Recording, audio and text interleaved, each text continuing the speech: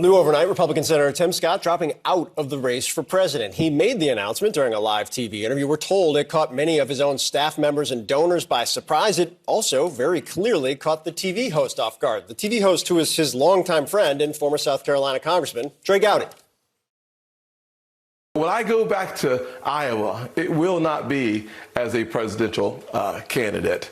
I am suspending my campaign. I think the voters who are the most remarkable people on the planet have been really clear that they're telling me not now, Tim. I don't think they're saying, Trey, no, but I do think they're saying not now.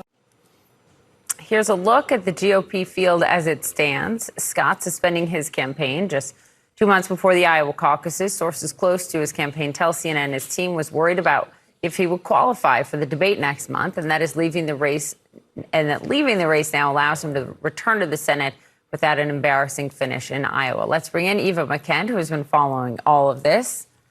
Well, you know this so closely. I'm not sure if you were surprised, but the fact that Trey Gowdy was surprised on that live on-air announcement says a lot, doesn't it?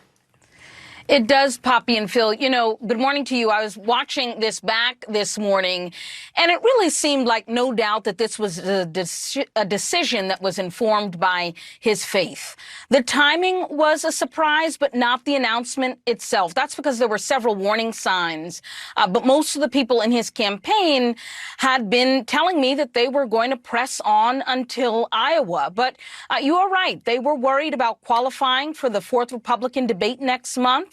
He was the last candidate to meet the donor and polling thresholds to make last week's debate. And he clearly wants to pursue perhaps another run again. He really indicated in that interview. And it seems as though by leaving now, he is best positioned to do so, was his reasoning. But don't expect him to endorse anyone else in the field quite yet. It didn't seem like he is going to, for instance, endorse Nikki Haley like some of his fundraisers have overnight. He says he thinks it's best for him to keep quiet. Let's listen.